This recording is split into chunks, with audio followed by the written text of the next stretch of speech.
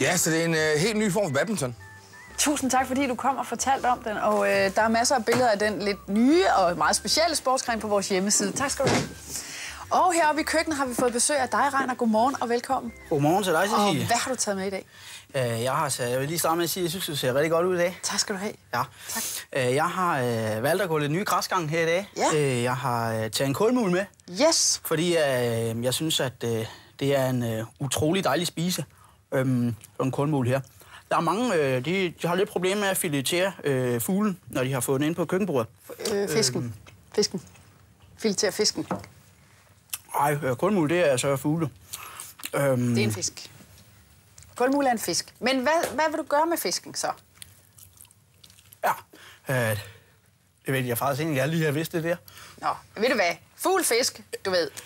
Det kommer ud på et. Hvad stiller vi op med den så? Det vil gøre med altså. Noget med krydderurter. Jeg kan se, at du har taget krydderurter med også. Det er jo altid godt til fisk. Og så har du økologisk hørfrøolie. Er det vigtigt, at det er økologisk? Er det vigtigt?